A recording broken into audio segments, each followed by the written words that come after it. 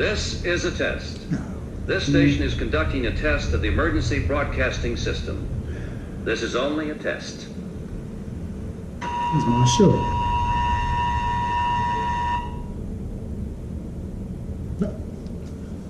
Oh, I'm sorry. Are we on? We're recording? All right. Well, we live. I'm sorry. Got a little caught up there. Welcome to the channel again. This is Prophet Jonathan Bridges.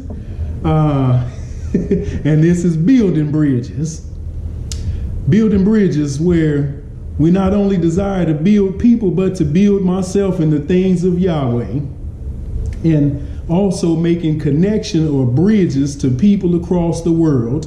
Thank you for coming back again. This is part 2 of This Is Just a Test, the sound that you were hearing when we just started off. And like I said, this message is designed for those that have lost someone, whether it may be your mother, your father, your brother, your sister, your sons, your daughters, your close relative, or your colleague. And as I said in part 1, this message is not only designed for those people that have gone through this, but this is not going to be a sad message. This message is designed to uplift you and to help bring you out of the situation that you're in. Just as I was sitting there watching Good Times, and those of y'all know that have been watching the messages, y'all know I really care for Good Times like that. But you see how that came on and interrupted the show? And this is what happens in our life. This is just a small, quick recap of part 1. What happens in our life a lot of times is that situations come to interrupt what we're going through. And we have to always be prepared for them. Why? Because just like we saw in the book of John, when Jesus was speaking, he said, "The thief cometh." And we were talking about those that come before him are thieves and robbers. But he said, without a doubt, it wasn't a possibility, but it was an assurity that the thief was coming. All right. So I admonish you to please go back and watch part 1, because we started in the book of John, chapter 10, verses 8 through 10, and we left off on verse 10. So today we're picking up on verse 10. All right, let's get started. So again, John chapter 10, verse 10, 10. And it reads, "And the thief cometh not but for to steal and to kill and to destroy. I am come that they might have life, and that they might have it more abundantly." And when we left off, we were talking about the thief, and we were talking about anything that comes before Yeshua, anything that comes before Jesus. And what we found out is that the word before was the word pro, which means was in front of. And when we looked at that word, we found out that it meant that anything that came in front of, or that time that you were going through something, or that place that you were in, that you were going through something, that condition that you were in, when you put that in front of Yeshua, that situation or whatever you was going through is a thief and a robber. And we found out that according to the scripture, it said that the thief came to do three things. He came, 1, to steal, 2, to kill, and to destroy.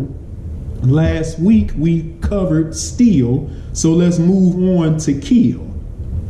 So the thief cometh not but for to steal and to kill. And we found out when he said that he cometh not, it meant that he had no other design but to come. It was in his design, it was in his makeup. So to kill, the only thing that you can kill is people. You can't kill things. Like we found out in steal that you can steal things and you can steal people. We found out that was kidnapping. But when you kill is only concerning people. And when I looked at this, it made me think of the story of Job's life. And for those that are familiar with the story of Job, you know what he went through. You know all that he had, right? Well, let's put a pin right there in John and follow me to Job. And I'm going to kind of streamline this so you don't have to really stick with me scripture by scripture, because I'm going to kind of paraphrase it and streamline through it. But we're going to go to Job chapter 1, verse 1. And again, I'm not reading it word for word. I'm kind of skimming through it, but I want you to get the gist of what was going on with Job. So it said, the thief cometh to kill. Now, according to the book of Job, it said that Job was a perfect and upright man. He was one that feared God and one who eschewed evil. So when we look at Job, it says that he was perfect, he was upright, he feared God, and he eschewed evil. So we can look at ourselves and we say to ourselves, well, we're not perfect. Well, yes, we are, according to what the Father is saying about us, that we're perfect in his eyesight. When we fear God, we become perfect in his eyesight. When we're upright, we're perfect in his upside. But look at in his sight. But look at this. It said he eschewed evil. And this was something that I never really paused to look at before in the past. And this is something that I think that you never paid attention to in the scriptures before.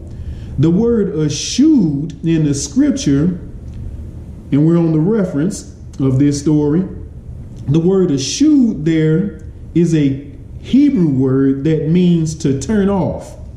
So it says that Job had the ability to turn off evil. Oh my goodness, look at this. This is powerful. Job had the ability to turn off evil. Well, what do you mean by that, John? Well, when you look at the definition of turn off, and if you understand the meaning of turn off, the definition according to the dictionary.com, it means to stop the flow, stop the operation or flow. Oh, look at this here. So Job had the ability to stop the operation and flow of evil. Oh my goodness, come here. Come on here. Look at this. Listen to me. So when we go back to John, it said the thief cometh not but to steal and to kill. So when we know who the thief is, and thief is none other than Satan himself, or those situations that come, what this is saying to us is that we have to be like Job, and that we have to be able to eschew evil. In other words, turn it off. To stop the operation and flow of what Satan is doing. Are you listening to me? And when you look at the definition, and it says by means of a switch or a button. Oh my goodness, look at that. So not only was he able to stop the flow of what Satan was doing, he was able to stop the flow of it. It said that he was able to switch it off. Come on here. How many of us have the ability to switch off evil? How many of us know that we have within ourselves to press a button, to hit a switch and turn off evil? Oh, somebody better be listening to me right now, because I'm telling you, whatever you're going through right now, I'm not telling you to be insensitive or unfeeling about that situation. But what Yahweh is saying to us is that something is going to break for us if we learn how to turn these things off, if we learn how to flip the switch on that. Woo, goodness gracious. Look at this. Turn off also means, a second definition of it, to leave one road in order to join another. So Job and we have the ability to leave one road to join another. So what am I saying right here? I'm saying that whatever road that you're on right now, whatever pain, whatever anguish, whatever situation that you're dealing with right now that seems so heavy and have your vision blocked, or seems to be in your way right now, come on here. If that road is blocked, what Yahweh is saying to us, and what the prophet is saying to you right now, what Job's life is saying to us, is that we have the ability to change roads. We don't have to stay on that road of woe is me, woe, I'm going through this, forget all of what's going on around me, but what the scripture is saying to us is that we have the ability to eschew, or in other words, to change the road that we on. And not only change that road, but we can join another road. In other words, stop following the birds that's stuck over here doing what they doing, because birds of a feather flock together. Is that right? And they also have the same destination. So wherever those birds are going, if that's headed in the wrong direction, what I'm telling you right now is to change your road right now. Change your view and follow the birds that's headed on a direction towards the door of who Yeshua is. My goodness. Look at this. He eschewed evil. He turned it off. He stopped the flow. He left one road to join another. But look at this. Turn off is also a slang phrase that means to cause someone to feel bored, disgusted, or sexually repelled. Oh my goodness, here, look at this. So he not only had the ability to stop the operation and flow of evil, he had the ability to turn evil off. Oh my goodness. I don't think none of y'all listen to me. I don't think y'all caught what I'm saying. He had the ability to turn evil off. What do you mean by that? So what I'm saying is that you can be so connected to the Father that the devil, that Satan himself won't even be paying you attention until Yahweh brings you to the devil's attention. Oh my goodness. Wait a minute. Now, John, you making up stuff right there. No, I'm not making up anything. Look at the story of Job. Let's look at the story of Job.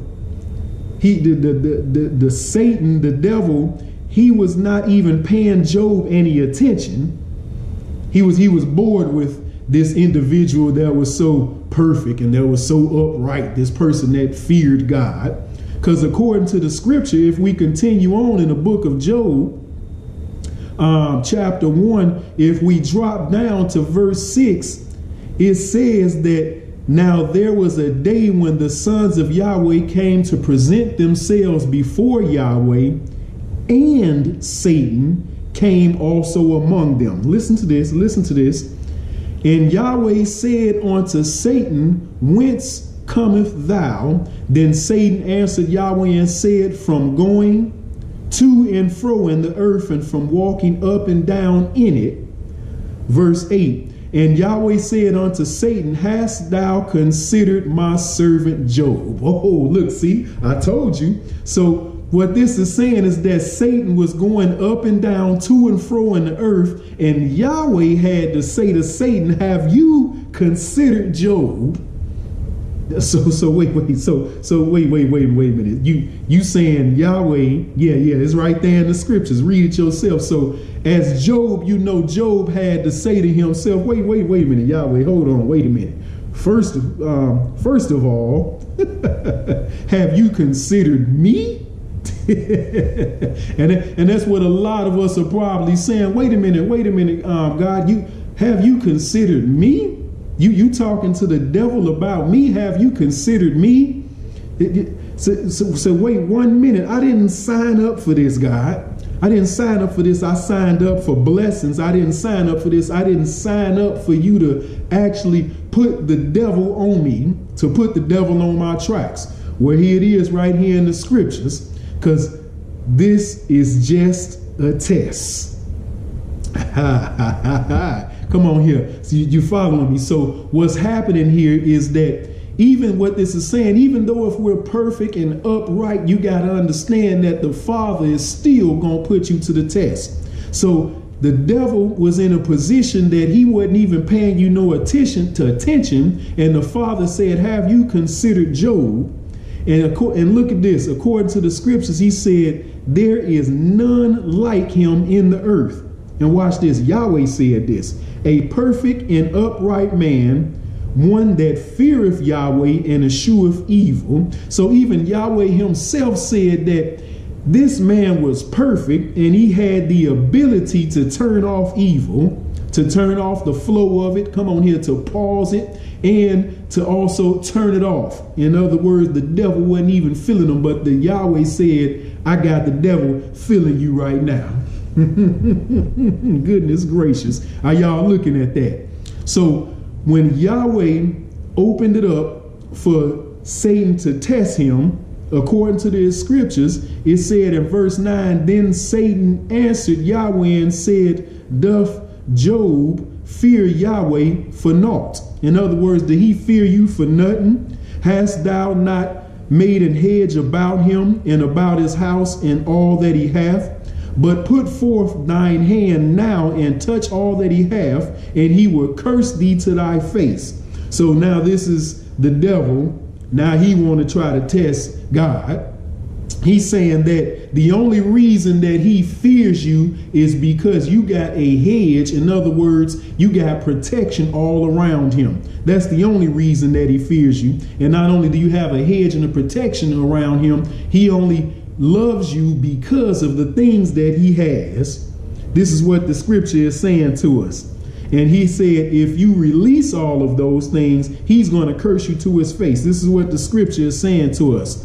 So moving on, and it says in verse 12, and Yahweh said unto Satan, listen to this, this is Yahweh, behold, all that he hath is in thy power. Only upon himself put not forth thine hand. So Satan went forth from the presence of Yahweh. So look at the scripture. So Yahweh told Satan that you can touch all that he have. The first thing that we talked about, the things.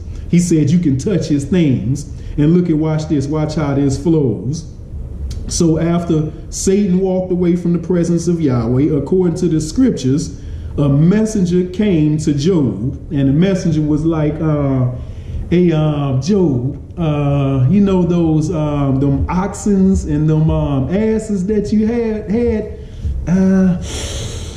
Yeah, the Sabaeans, they came around, they took those away. And your servants, yeah, they slayed them also by the edge of the sword. I just thought I'd come and tell you that, you know, since I was the only one left. So he dropped that news, and then another messenger came, and he came speaking to him. He said, hey, Job, I know the messenger over there just told you what he told you. There was a fire that came down from God, and it came from heaven. And you know those sheep and them servants that you had, it burned all of that stuff up. You know, all of that is gone. But you know, I'm here. I just had to come tell you that. So while he was talking, according to the scriptures, there came another messenger, and he said, hey, Job, I know them two just came over and talked to you right now. I know you're going through right now. I know. You know those those Chaldeans, and you know them camels that you had, and there was these Chaldeans. They came and carried them away. And just like the last guy told you, they took out your servants also. You know, they killed all of them also. So while he was speaking, I know y'all saying this man going through. And while he was yet speaking, another servant came along and said, hey, Job, your sons and your daughters, it was a great wind that came through and, you know, tore the house up, and, everybody in there, they not there no more, you know, and I'm the only one that came, you know, that got here to escape from it. That ain't helping me. So I really need to know where we at right now, you know, just wanted to know, just wanted you to know that right now. So look at this. There was another messenger just kept coming and just kept coming. So what we're looking at here, that it said all these messengers came and started touching his things. You see that? So the devil just kept coming. He took out the oxen, the asses. He took out the sheep. He took away the camels. He took away his servants. He took away his children. But watch this. When you move forward into the scriptures in verse 20, it said, and then Job arose. So this is what I'm speaking to you right now. Even after going through all of this, it said Job arose. In other words, he stood up even in the midst of what he was going through. He stood up. And when you look at the scriptures, it said when he stood up, it said, and he fell down upon the ground and worshiped. Are y'all looking at that? Who was he worshiping? Of course, he was worshiping nobody but the Father.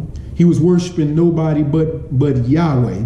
So in other words, what Job was going through, even though he lost so many things, he stood up in the midst of that. And that's what I'm telling you today, is that you need to stand up in the midst of what you're going through. And when you stand up, the only time you should fall down is when it's to fall down to worship Yahweh.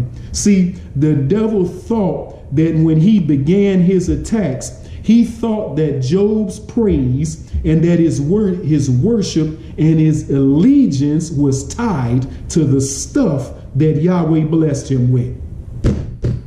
Come on here. So when I'm saying to you, don't allow what you have, come on here, to be your allegiance to those things. Don't allow what you have to be in front of Yahshua. Don't allow what you have to be in front of what Yahweh is doing. Because what Yahweh is about to do is he's about to do a new thing in you if you start to separate yourself from what it is that you're going through.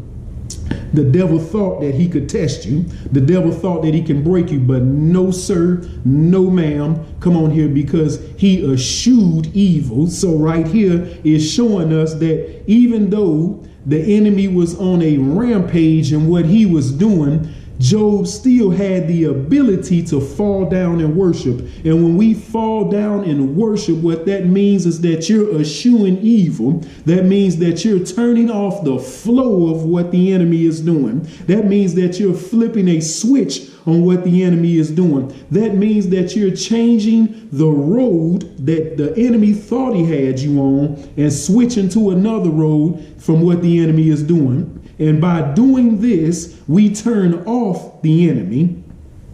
Come on here, somebody. In other words, you put him in a position that he no longer is feeling you, and because you're worshiping Yahweh. Is that all right? So he went from touching his things, right? So when we continue on into Job chapter 2, verse 2, it says that this happened again. Yahweh said to Satan, whence comest thou? And he told him again, I came from going forth to and fro in the earth, walking up and down in it, right? And it said that Yahweh asked Satan again, have you considered Job? So you know Job got to be like, wait a minute now, come on here. I done gone through so much right now. I done lost all that I have. What else is about to happen? And Yahweh said it again, there is none like him. Even after what he went through, after all of his things was taken from him, Yahweh still said, there is none like him, even though what you're going through. And when you continue to follow Yahweh, Yahweh is going to say that there is none like you in the earth, and that you are perfect, and that you are upright in his sight. Are you listening to what I'm saying? Yahweh is going to say that you're perfect and that you're upright in his sight, and that you fear of him, and that you still have the ability to eschew evil. But watch this. And it said he still hold fast his integrity. Oh, look at this here. This is getting heavy. So after all that you have gone through, whatever it is that you're dealing with, it says that he still hold fast onto his integrity.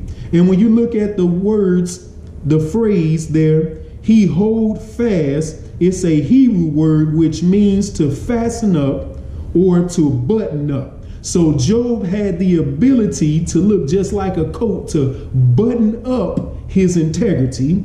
And this is what I'm saying to you today. No matter what it is that you're going through, the losses that you have going through in your life right now, Yahweh is saying that you can still button up what it is, your integrity.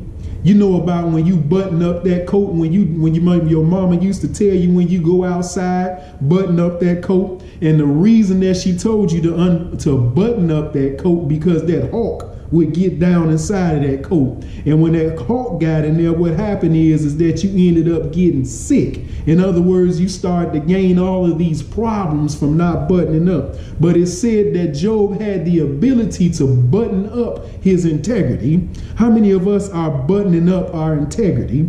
Integrity, according to the Hebrew, is a Hebrew word that means our completeness, our prosperity, our perfection. Look at that. So Yahweh is saying to us that if we button up our integrity, come on here, we'll be able to button up our completeness and our prosperity and our perfection. So look at this. When we eschew evil, when we understand who the devil is, we not only button up those things, but we button up our prosperity. Look at that. Our integrity. And integrity, by definition, means right-mindedness. In other words, Yahweh is saying that even though you have gone through all that you have gone through, even though Job back then went through what he went through, he's saying that I still want you to hold fast to your right-mindedness. A lot of times when we go through things, you hear the phrase that, hey, right now I'm not in my right mind. We got to stop saying that. I've said that in time past. We have to stop saying that we're not in our right mind, and we need to learn to eschew evil. In other words, turn it off. Turn off saying that I'm not in my right mind, and start speaking positive to yourself and saying that I am in my right mind.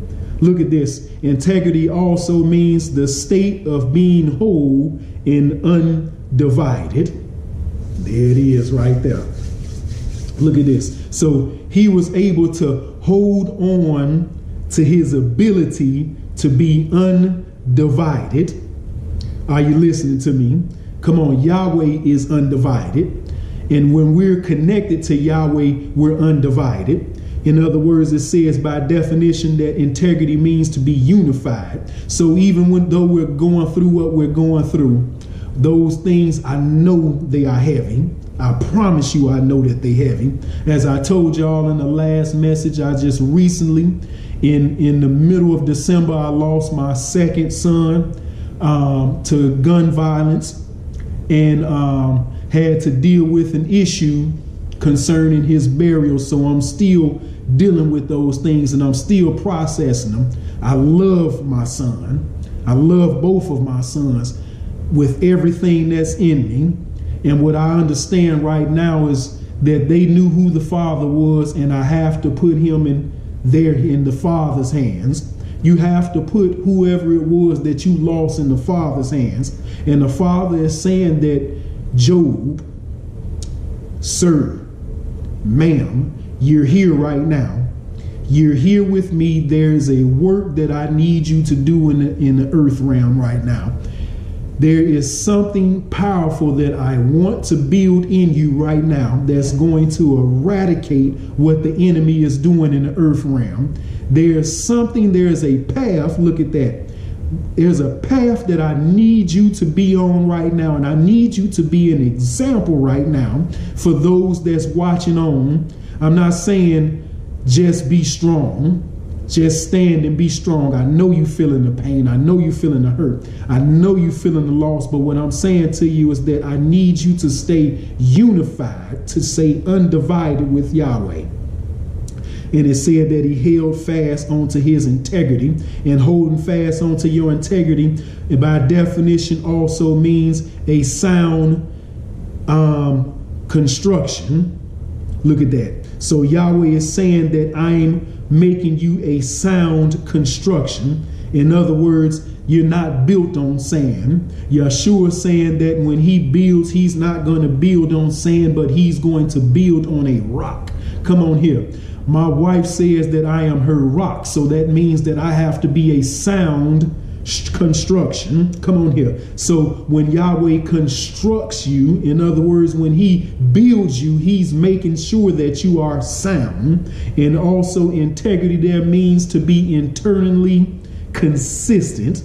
Look at this, internal consistency according to the dictionary.com. So it was saying that Job had the ability to hold on to his internal consistency. Yahweh saying the internal consistency, what is that? He's saying that's my spirit connected to your spirit on this day. Listen to me, Miss and Mr., ma'am and sir, I'm talking to you right now. Hold on to your integrity. Hold on to your sound construction. Hold on to your oneness with Yahweh right now. Is that all right? It said that he still had these things in him, his integrity. But look at this. And Yahweh said unto Satan, behold, he is in thine hand, but save his life. Save his life.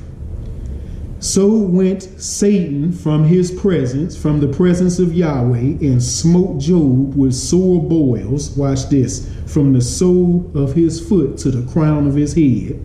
So look at this. Even though he was going through what he was going through, even though he took so many losses, according to the scriptures, it says that the devil, the thief, the robber, Satan, came to kill and to steal and to destroy. In this case, he stole from him. In this case, he took from him and killed things that belong to him. Is that correct according to the scriptures? So when the devil comes to do this to you, you have to understand that Yahweh is going to put you in a place where you can eschew evil. Yahweh is building you to be fortified, to be strong, to be steadfast, and to keep moving in the things that he's doing. Is that all right? So we know that the thief cometh not but for one, to steal what? Things and people, and to kill what? People.